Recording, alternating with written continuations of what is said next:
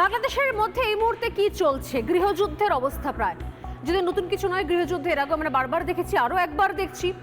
আবারও সেই রক্তক্ষয়ী পরিবেশ, আবারও সেই নির্দিষ্ট কোনো ছক, তার হিন্ট পাওয়া যাচ্ছে। অনেকে বিভিন্ন জায়গায় লিখছেন যে 31শে ডিসেম্বরের জন্য তৈরি থাকুন, আবারও উদ্দেশ্য ঢাকা, আবারও অনেক কিছু। সমস্যার সূত্রপাত হয়ে গিয়েছে নির্বাচনের দেরি এখান থেকে। ইউনূস চাইছে যত দেরিতে করানো যায় নির্বাচন, তত মঙ্গল কোথাও। ইউনূসের এই চাওয়া পাওয়ার উদ্দেশ্য কি সেটা ইতিমধ্যেই স্পষ্ট, কারণ তার নিজের দল তৈরি হয়েছে। ইউনূসের স্বপ্ন এখন বাংলাদেশের প্রধানমন্ত্রী হওয়ার, কিন্তু বাদ সাধছে বিএনপির বক্তব্য হচ্ছে এত দেরি কেন? একটা অস্থায়ী সরকার অস্থায়ীভাবে দীর্ঘদিন ধরে দেশ চালাতে পারে, কি করে পারে? কেন সম্ভব হচ্ছে এটা? বারবার করে এই প্রশ্ন আসছে, প্রশ্নের উত্তর চাইছে বিএনপি এবং তার সঙ্গে আরো অনেকে।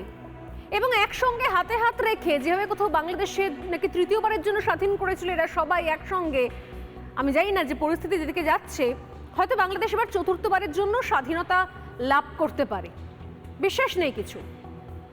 কিন্তু প্রতি মুহূর্তে এই সব কিছুকে ছাপিয়ে যাচ্ছে, একদিকে রয়েছে হিন্দু বিদ্বেষ, হিন্দুদেরকে আরো বেশি চাপে ফেলার, আরো বেশি হিন্দু নিধন করার নানা রকমের কৌশল, আর তার সঙ্গে রয়েছে ভারত বিদ্বেষ।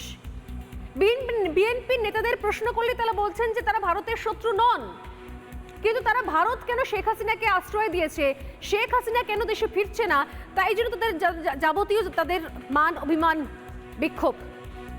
কিন্তু মুশকিল হচ্ছে এর ইমত অবস্থায় যে সময়ের খবর আমরা ছবি দেখাচ্ছি, যখন বাংলাদেশ এরকমভাবে আরও একবার কোথাও সেই নাশকতার ছক বা অশান্ত করার ছক যখন তৈরি হচ্ছে বাংলাদেশের মধ্যে, এবং সব থেকে বড় কথা জঙ্গিরা সেখানে উন্মুক্ত হয়ে গেছে, খুলিয়াম ঘুরে বেড়াচ্ছে, সেই সময় তো নজর করার বিষয় হচ্ছে যে ভারত বিদ্বেষ নিয়ে একটু একটু করে এগিয়ে চলছে এই সমস্ত রাজনৈতিক দল এবং অরাজনৈতিকের মুখোশ পরা ইউনূস নিজে, সেই সময়তেও ভারতের প্রত্যেক মুহূর্তে ভারতের থেকে কি কি সাহায্য যাচ্ছে বাংলাদেশে। আমি একটা একটা করে পয়েন্ট দেখাবো যে আরো একবার কিভাবে গৃহযুদ্ধ দানা বাঁধছে বাংলাদেশে। তবে তার আগে দেখাই এই মুহূর্তের সব থেকে গুরুত্বপূর্ণ বেশ কিছু ইনফরমেশন, যেগুলো না দেখালেই নয়। তা হচ্ছে এখনো পর্যন্ত আজকের দিনে, বছর শেষ হতে চললো, বাংলাদেশ তৃতীয়বারের জন্য স্বাধীনতা পেয়ে গেছে নাকি, আবার নাকি চতুর্থবারের জন্য স্বাধীন হবে, এবার নাকি ইউনূসের হাত থেকে স্বাধীনতা ছিনিয়ে আনবে বিএনপি বা শিবির বা অনেকে একসঙ্গে। কিন্তু তার আগে এই স্বাধীনতার পর স্বাধীনতা, বিক্ষোভের পর বিক্ষোভ, অশান্তির পর অশান্তি, গৃহদাহর পর গৃহদাহ, এই সব কিছুর মধ্যে যেটা একমাত্র ধ্রুবক, যাকে ইংরেজিতে বলি আমরা কনস্ট্যান্ট, সেটা হচ্ছে ভারতের সাহায্য। অথচ এতটাই নির্লজ্জ বেঈমান দেশ, বেঈমান তার একটা বড় অংশ, তারা এগুলোকে কোনোভাবেই মনে রাখতে চায় না। কিন্তু প্রশ্ন হচ্ছে এইসবের চক্করে যদি আরো একবার ভারত বিরোধী মন্তব্য করা হয়, ভারতের পতাকার অবমাননা করা হয়, তাহলে এখনো পর্যন্ত যতটুকু যা যাচ্ছে এটা রাস্তাও বন্ধ করতে ভারত জানে। চলুন বড় বড় এতদিন ধরে অনেক কথা শুনেছি, তার আগে বাংলাদেশের হারির খবর দেওয়ার আগে দেখা যাক আজকের দিনে, আজকের ডেট পর্যন্ত ভারত কি ভাবে বাংলাদেশকে কি কি জিনিস পাঠালো। আমরা বলি না বাইরে বিদ্বেষ আর আড়ালে হাপিত্তেশ। ছোট দেশ তার বাড়ি বাড়ি বাত। ভারত যদি হাত তুলে নেয় তাহলে নিঃসন্দেহে কুপোকাত। চলুন দেখা যাক, পরপর কয়েকটা পয়েন্ট দেখিয়ে নিই শুরুতেই আজকে, যে ভারত ছাড়া মৃত বাংলাদেশ এখনো পর্যন্ত কি কি জিনিস গিয়ে পৌঁছচ্ছে। 2,24,00,000 কিলো চাল আজকের দিন পর্যন্ত গেছে বাংলাদেশে ভারতের থেকে। নেক্সট, ডিসেম্বরের 6 দফায় পেঁয়াজ পাঠানো হয়েছে বাংলাদেশে ভারত সরকারের তরফ থেকে। যে নরেন্দ্র মোদী সরকারের বিরুদ্ধে তার তীব্র ক্ষোভ, সেখান থেকেই যাচ্ছে, তারই অনুমোদনে বর্ডার পেরিয়ে যাচ্ছে এই চাল, ডাল, পেঁয়াজ। মোট 1,63,000 কিলো পেঁয়াজ এতদিন পর্যন্ত বাংলাদেশে পৌঁছেছে বর্ডার পার করে। নেক্সট, 17,23,000 কিলো আলু এখনো পর্যন্ত ভারত থেকে গেছে বাংলাদেশে। নেক্সট, মোট 10 লক্ষেরও বেশি ডিম, তার মধ্যে প্রায় অনেক ডিম, মানে প্রায় আমি এর আগেও পরিসংখ্যান দিয়ে বলেছিলাম যে প্রায় গত মাস পর্যন্ত একটা বড় অংশের ডিম কিন্তু ফ্রিতে ভারত সে সময় দিয়েছিল, যদিও বাংলাদেশ মনে রাখার চেষ্টা করে না বা আমরা আশাও করি না। মোট 10 লক্ষের বেশি ডিম এখনো পর্যন্ত গিয়ে পৌঁছেছে। নেক্সট, 9 লক্ষ কিলো রসুন, সেটাও যাচ্ছে কোথা থেকে না, ভারত থেকে। মনে রাখে বেঈমান বাংলাদেশ মনে রাখে না বোধহয়। নেক্সট পরপর এগোতে বলবো আমার টিমকে, একের পর এক দেখাবো আমরা 10 লক্ষ কিলো আদা, 10 লক্ষ কিলো আদা পৌঁছে গেছে বছরে গড়ে 63 কোটি কিলো গম পর্যন্ত পৌঁছচ্ছে বাংলাদেশে ভারত থেকে, ভারতের সীমান্ত থেকে বাধাহীনভাবে একের পর এক এই ট্রাকগুলো প্রতিদিন যাচ্ছে শুধুমাত্র বাংলাদেশের জন্য, বাংলাদেশের লোকেদের জন্য, যাতে এই ট্রাকগুলো গিয়ে পৌঁছলে বাংলাদেশের যে আকাশ ছোঁয়া দাম মূল্যবৃদ্ধি সেটা একটু হলেও নিয়ন্ত্রণে আসে, বাংলাদেশের মানুষ অন্তত চাল ডাল পেঁয়াজ আলু দিয়ে দুবেলা দুমুঠো খেতে পায়। তাই জন্য এগুলো এখনো পর্যন্ত সচল রাখা হয়েছে, এখানে কোনো রকমের বিধিনিষেধ রাখা হয়নি। এই ছবির পাশাপাশি যা আমি দেখাবো এরপর, যে এত কিছু মনে রাখার প্রয়োজন বোধ করে না বাংলাদেশ, আমরাও মনে করি না, কিন্তু নিঃসন্দেহে ভারতের দিকে চোখে চোখ তুলে কথা বললে, পাঙ্গা নিলে, ওই যে বললাম ছোটি দেশ বাড়ি বাড়ি বাদ, আর ভারত তুলে নিলেই একদম কুপোকাত। তাই মুখে মুখে এত বিদ্বেষ আর ভেতরে হাপিত্তেশ নিয়ে বাংলাদেশ বসে থেকে দুহাত ভরে ভিক্ষের ঝুলি উপুর করে ভারত থেকে সব নিয়ে তারপর যদি ভারত বিরোধী মন্তব্য করে, ভারত বিদ্বেষী মন্তব্য করে, যদি পূর্ব পাক ঘানিস্তান হতে চায়, তাহলে তার জবাব পাবে বাংলাদেশ, অচিরেই পাবে। সেটা তৃতীয়বারের জন্য স্বাধীন হলেও পাবে, চতুর্থবারের জন্য স্বাধীন হলেও পাবে, পঞ্চমবার, সপ্তমবার, দশমবার, প্রতিবার স্বাধীনতা হবে, আর প্রতিবার সবক শেখাবে ভারত, যদি এখনো পর্যন্ত না শুধরায়। এবার আসি, সে দেশটা শুধরবে কোন পথে, নাকি আবার একবার স্বাধীনতার সামনে দাঁড়িয়ে আছে বাংলাদেশ 4 নম্বর বারের জন্য। একটা দেশ কতবার স্বাধীন হয় আমার জানা নেই, কিন্তু বাংলাদেশ বোধহয় বছর বছর স্বাধীন হয়। প্রতি বছর শেষ হওয়ার সময় হয়তো বাংলাদেশের লোকজনেরা, কট্টরপন্থীরা, মৌলবাদীরা বলে আসছে বছর আবার হবে, মানে আবার স্বাধীনতা পাবো।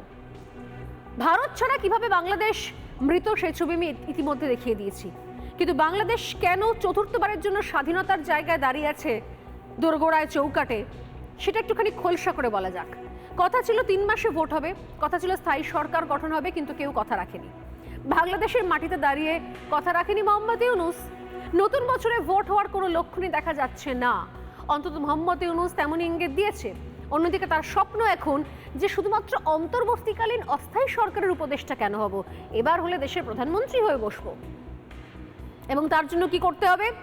নির্বাচন প্রসেস পিছিয়ে দাও, নির্বাচনের মধ্যে নিত্য নতুন ক্রিয়েটিভ পরিবর্তন নিয়ে এসো, সৃজনশীল ভাবনা চিন্তা ইউনূস নিয়ে আসছে নির্বাচনের মধ্যে, যাতে নির্বাচনের গোটা প্রসেসটা ঘেঁটে ঘ হয়ে যায় এবং যাতে সুস্থ নির্বাচন না হয়, যাতে তার নতুন তৈরি করা কচি দল একটু একটু করে জঙ্গিদের থেকে তালিম নিয়ে আরে বহরে বেড়ে ওঠে এবং তারপর সবাইকে হারিয়ে বধ করে, দরকার পড়লে 4-5খানা বিস্ফোরণ করিয়ে, নাশকতামূলক কাজ করিয়ে, কারণ জঙ্গিরা তো তার পকেটে, যেন তেন প্রকারেণ বাংলাদেশের মসনদে বসা। তাহলে কোন বাঁকের মুখে দাঁড়িয়ে আছে পদ্মা পার? ভোট আদৌ হবে? হলে কখন হবে? ভোটার তালিকা সংশোধন হতে কতদিন সময় লাগবে? নির্বাচনী সংস্কার হতে কতদিন সময় লাগবে? ইউনূস বলছেন 2025-এর শেষে বা 2026-এর মাঝামাঝি। ভাবুন কি চালাকি কথাবার্তা। 2025-এ প্রথমে বললেন, তারপর বলছে 2025-এর শেষে, তারপর বলছে 2026-এর মাঝামাঝি। আমার তো মনে হয় 27-28 এগিয়ে যেতে পারে। ততদিন পর্যন্ত আদৌ অপেক্ষা করবে অন্যতম রাজনৈতিক দল বাংলাদেশে, যা এতদিন পর্যন্ত ক্ষমতা থেকে দূরে ছিল, BNP, Bangladesh national party. Yunus দীর্ঘ সময় নিচ্ছে কেন? নতুন রাজনৈতিক দল নিয়ে নতুন কোন সমীকরণ তৈরি হচ্ছে? 5ই আগস্ট শেখ হাসিনা দেশ ছাড়ে, 4 মাস পর 31শে ডিসেম্বর বিপ্লবের ঘোষণা করতে চলেছে বৈষম্য বিরোধী ছাত্র আন্দোলনের নেতারা। আর নতুন বছরে নতুন কোনো ষড়যন্ত্রের জাল রয়েছে কিনা, ইউনূসের এই ষড়যন্ত্র দেরিতে হলেও বোধহয় ধরতে পারছে খালেদা জিয়ার বিএনপি। যদিও ষড়যন্ত্রের জালফাল কিছু ধরতে পারার বিষয় নয়, বিষয়টা হচ্ছে যে একা কেন কেউ কেন খাবে? খেতে হলে ভাগ বাটোয়ারা করে হবে না। এতদিন পর্যন্ত শেখ হাসিনা ছিল, অনেকেই নিজেদেরকে গুটিয়ে রেখেছিল, ঠিক সেইভাবে দাঁত নখ বার করতে পারেনি। আর এবার তো খোলা ময়দান, একা ইউনূস বসে বসে খাবে, যেখানে সবাই এফোর্ট দিয়েছে, সবাই সেই প্ল্যান ছক যা নিজেরাই স্বীকার করে নিয়েছে। আগস্ট মাসে যা হয়েছে বৈষম্য বিরোধী ছাত্র আন্দোলনের নামে পুরোটাই ছিল সাজানো গোছানো ছক। আগেও সেই সময় পুলিশ গুলিই চালায়নি, চলেছিল রাবার বুলেট, কিন্তু অন্য একদল এসে মেরে দিয়ে চলে গেল আরেক দলকে। আর সে একদল যারা যারা মারা গিয়েছিলেন বলে আমরা জানতে পেরেছি, পরবর্তীকালে সেই লম্বা শহীদের তালিকা থেকে দেখা গেছে একটা একটা করে শহীদ জিন্দা হয়ে গেছে। জিন্দা হয়ে গেছে মানে সামনে এসে দাঁড়িয়েছে সশরীরে, কি করে শহীদ মারা যায়, শহীদ হন, আবার শহীদ বেঁচেও ফিরে আসেন, এই রহস্য শুধুমাত্র বাংলাদেশ দেখলেই আমরা বুঝতে পারি। আদৌ এরকম যে হয় পৃথিবীর কোনো প্রান্তে হয় না, বাংলাদেশে হয়। কিন্তু এখন মুশকিল হয়েছে, যাকে তৈরি করেছে বিএনপি, যাকে হাতে করে দেশ তুলে দিয়েছে বিএনপি, এখন সেই ইলেকশন করাতে চায় না। ইউনূস এখন আর বিএনপির কথা শুনছে না। প্রথমে দেখাই ভোট নিয়ে আসলে ঠিক কি বলেছিল মোহাম্মদ ইউনূস, আর এখন বিএনপি নেতা মহাসচিব মির্জা ফখরুল ইসলাম তিনি কি বলছেন শুনুন। প্রধান নির্বাচন কমিশনার সহ নির্বাচন কমিশন গঠন করা হয়ে গেছে, কমিশন দায়িত্ব গ্রহণ করেছে। এখন থেকে তাদের হাতে দায়িত্ব ন্যস্ত হলো ভবিষ্যৎ সরকার গঠন করার প্রক্রিয়া শুরু করার। অল্প কিছু সংস্কার করে ভোটার তালিকা নির্ভুলভাবে তৈরি করার ভিত্তিতে নির্বাচন সম্পন্ন করতে হয়, তাহলে 2025 সালের শেষের দিকে নির্বাচন অনুষ্ঠান হয়তো সম্ভব হবে। আর যদি এর সঙ্গে নির্বাচন প্রক্রিয়া এবং নির্বাচন সংস্কার কমিশনের সুপারিশের পরিপ্রেক্ষিতে এবং জাতীয় ঐকমত্যের ভিত্তিতে প্রত্যাশিত মাত্রার সংস্কার যোগ করি, তাহলে অন্তত আরো 6 মাস অতিরিক্ত সময় লাগতে পারে। 2025 সালের শেষ দিক থেকে 2026 সালের প্রথমার্ধের মধ্যে নির্বাচনের সময় নির্ধারণ করা। জানা যাচ্ছে যে এই সরকার ইচ্ছাকৃতভাবে নির্বাচন প্রক্রিয়াকে বিলম্বিত করছে। সংস্কার কোনো নতুন ধারণা নয়। কেউ যদি দাবি করে যে আমরা এই সংস্কারের দাবি নিয়ে এসেছি, সেটা ভুল। সংস্কার একটা চলমান প্রক্রিয়া, প্রতি মুহূর্তেই সংস্কার হচ্ছে, সেই সংস্কারের ধারা চলতে থাকবে। সেই জন্য তো নির্বাচন বন্ধ হয়ে থাকতে পারে না। সেই মুহূর্তে তো দিনের পর দিন আমরা একটা অনির্বাচিত সরকারের হাতে দেশ চালাতে দিতে পারি না। সেই কারণেই আমরা যখন কথা বলি যে আমরা নির্বাচনটাকে তাড়াতাড়ি চাই, আমাদের সম্পর্কে ভুল একটা ব্যাখ্যা দেওয়া হয় যে বিএনপি তাড়াতাড়ি নির্বাচন চাচ্ছে ক্ষমতায় যাওয়ার জন্য। বোঝা গেল কি বোঝা গেল বলুন তো? জোর লড়াই শুরু হয়ে গিয়েছে, রক্তারক্তি হওয়ার আগের মুহূর্ত। যে বিএনপি শুরু থেকে এত সাপোর্ট করলো এবং বিএনপি সাপোর্ট নিয়ে ইউনূস ক্ষমতার শীর্ষে এসে বসলো, শীর্ষ চেয়ার পেয়ে গেল এত সহজে। মোহাম্মদ ইউনূস একা চাইলে কোনোদিনই না দেশে ফিরতে পারতো না, কোনোদিন এইভাবে শেখ হাসিনাকে সরিয়ে অন্তর্বর্তী উপদেষ্টার পদে বসতে পারতেন। অথচ সেই বিএনপির সঙ্গে এখন নির্বাচন করতে নারাজ মোহাম্মদ ইউনূস। বিএনপিকে ফ্রাঙ্কেনস্টাইনকে সাহায্য করে ফেললো, বুঝতে পারিনি। আমেরিকার মদত ছিল সরাসরি প্রত্যক্ষ মদত, কিন্তু দেশ থেকে সাপোর্ট দিয়েছিল বিএনপি, দেশ থেকে সাপোর্ট দিয়েছিল শিবির। তারা যদি ময়দানে না থাকতো, তারা যদি ময়দানে না নামতো, তারা যদি বৈষম্য বিরোধী ছাত্র আন্দোলনকে হাইজ্যাক করে নিয়ে ইউনূসের হাতে তুলে না দিত, তাহলে কে দিত ইউনূসকে উপদেষ্টার পদ, উপদেষ্টার চেয়ার? কিন্তু ইউনূস কিছু মনে রাখার প্রয়োজন বোধ করে না, স্বাভাবিক, কারণ তার তো অন্য ইন্টেনশন রয়েছে, দেশকে জঙ্গি দেশ বানানোর উদ্দেশ্য রয়েছে, সেরকমই অ্যাসাইনমেন্ট রয়েছে আমেরিকা থেকে। যদিও 2 মাস বাদে কি হবে বলা মুশকিল, কারণ আমেরিকায় যারা এই অ্যাসাইনমেন্ট দিয়েছিল মোহাম্মদ ইউনূসকে তারা নিজেরাই থাকছে না আজ। ট্রাম্প ক্ষমতায় বসার সঙ্গে সঙ্গে ইউনূসের কপালেও দুঃখ আছে, কিন্তু ট্রাম্প ক্ষমতায় বসার আগে যদি নির্বাচন হয়ে যেত, তাহলে বোধহয় বাংলাদেশে বিএনপি নিশ্চিন্তে অন্তত কয়েকটা বছর রাজত্ব করতে পারত। এখন বিএনপি এটাও জানে ওদিকে ট্রাম্প আসলে চাপ পড়বে বাংলাদেশেও। মোহাম্মদ ইউনূস বলছে কোনোভাবেই নির্বাচন এবছর হবে না, তাহলে কবে হবে? মানে এটা বড় সড়ো গোলকধাঁধা তৈরি হয়ে গেছে। এই গোলকধাঁধা থেকে বেরোনোর একটাই উপায় হচ্ছে আরো একবারের জন্য বাংলাদেশকে স্বাধীন করা, মানে 4 নম্বর বারের জন্য বাংলাদেশকে স্বাধীন করা। এর বাইরে আর কোনো রাস্তা দেখছি না। কারণ বয়স পর্যন্ত কমানোর কথা বলছেন মোহাম্মদ ইউনূস। তিনি বলছেন 17 বছর বয়সে নাকি ভোটাধিকার পাওয়ার বয়স হওয়া উচিত। আসলে তা নয়। আসলে বিষয়টা হচ্ছে এই ধরনের কারেকশনকে নিয়ে এসে, এই ধরনের পরিকল্পনা, সৃজনশীল ভাবনা চিন্তাকে যোগ করে বেসিক্যালি আসলে নির্বাচনের প্রসেসটাকে দেরি করিয়ে দেওয়া, যাতে এগুলো করতে করতে অনেকটা সময় চলে যায়। শুনুন কি বলছেন মোহাম্মদ ইউনূস এবং তারপর তার পাল্টা বিএনপির নেতা তারা কি বলছেন দেখুন। নির্বাচন সংস্কার কমিশন নিশ্চয়ই এরকম একটা বয়স সুপারিশ করে, সেই বয়স আমার পছন্দ হতেও পারে, নাও হতে পারে। ধরুন আমি তরুণদের তাড়াতাড়ি ভোটার করার পক্ষে, যে যত তরুণ পরিবর্তনের প্রতি তার আগ্রহ তত বেশি। এই হলো আমার যুক্তি। তথ্য প্রযুক্তির সঙ্গে তার গভীর সখ্যতা তাকে এই শক্তি যোগায়। তরুণরা সংখ্যায়ও বেশি। দেশের ভবিষ্যৎ নিয়ে তারা আগ্রহী। নিজের ভবিষ্যৎ নিয়ে তার মতামত দেওয়ার জন্য আমি মনে করি ভোটার হওয়ার বয়স 17 বছর নির্ধারিত হওয়া উচিত। কিন্তু দেশের বেশিরভাগ মানুষ যদি কমিশনের সুপারিশ করা বয়স পছন্দ করে, ঐকমত্যে পৌঁছার জন্য আমি তা মেনে নেব। সবকটা কমিশন মিলে আমাদের সামনে বহু সুপারিশ তুলে ধরবে। আমরা এখন এমন পর্যায়ে পৌঁছেছি যে যাই মতামত হোক না কেন, আমরা দ্রুত একটা ঐকমত্য প্রতিষ্ঠিত করে সংস্কারের কাজগুলো করে ফেলতে চাই, নির্বাচনের পথে যেন এগিয়ে যেতে পারে।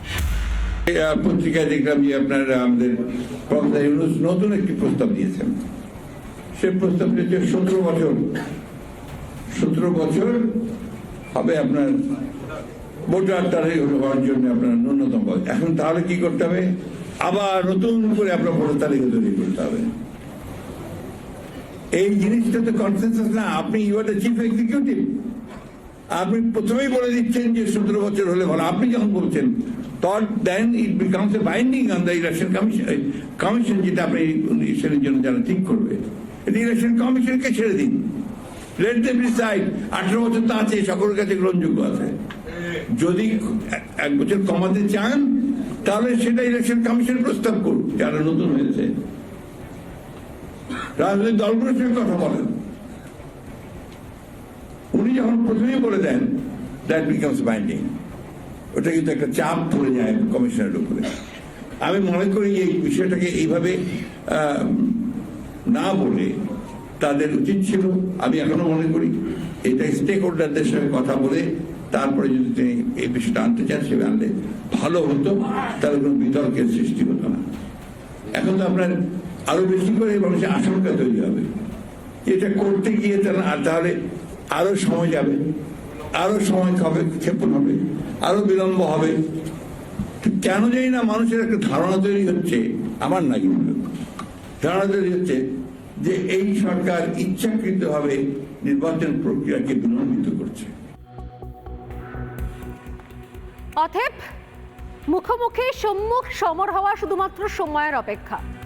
ইতিমধ্যে এর আগের মঞ্চ থেকে একাধিকবার কখনো রুহুল কবির রিজভী, বিএনপির যুগ্ম মহাসচিব, কখনো মির্জা ফখরুল ইসলাম, বিএনপির মহাসচিব, এর আগেও বলেছেন, আগে হুঙ্কার দিয়েছেন, যদি সময় মতো নির্বাচন না হয় তাহলে প্রয়োজন পড়লে রাস্তায় নামবো আমরা, প্রয়োজন পড়লে আরো একবার অগস্টের মতো রাস্তায় নামবো, আরো একবার আন্দোলন হবে, আরো একবার ক্ষমতা থেকে সরানো হবে যে এখন ক্ষমতা দখল করে রয়েছে। তাহলে কি হবে? আমার প্রশ্ন একটাই, পরিস্থিতি যেদিকে যাচ্ছে, আমি জানি না যে শেখ হাসিনা দূর থেকে বসে কি দেখছেন, তিনি মুচকি হাসছেন কিনা, কিন্তু পরিস্থিতি যেদিকে যাচ্ছে এই সলিউশন বোধহয় আবার একটাই। একবার হয়েছে 47-এ, দ্বিতীয়বার হয়েছে 71-এ, তৃতীয়বার নাকি 2024-এর 5ই অগস্ট, তৃতীয়বারের জন্য স্বাধীন হয়েছিল বাংলাদেশ। তাহলে উপায় একটাই, আরো একবার চতুর্থবারের জন্য বাংলাদেশকে স্বাধীন করা, আরো একবার রাস্তা নেমে পড়া, আরো একবার মার দাঙ্গা আগুন টাগুন জ্বালিয়ে 4বারের মতো চতুর্থবারের জন্য বাংলাদেশকে স্বাধীন করা। তবে গিয়ে যদি এদের এই অন্তর্দ্বন্দ্ব মেটে, জানি না সেই পথেই হাঁটছে কিনা বাংলাদেশ, আরো একবার চূড়ান্ত অশান্ত হওয়ার পথে এগোচ্ছে কিনা প্রতিবেশী রাষ্ট্র, প্রশ্ন করব।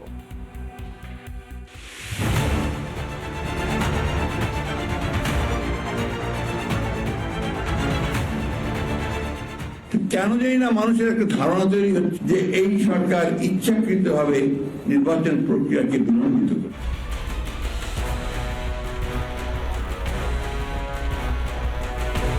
যদি এই বাংলাদেশের সাথে আপনাদের সম্পর্ক স্থাপন করতে চান, খুনি হাসিনাকে বাংলাদেশে ফিরিয়ে দিন।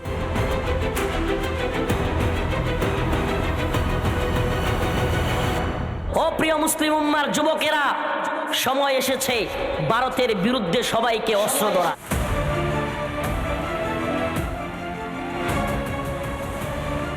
একদিনের মধ্যে কলকাতা, আসাম, ত্রিপুরা আমরা দখল করে ফেলবো।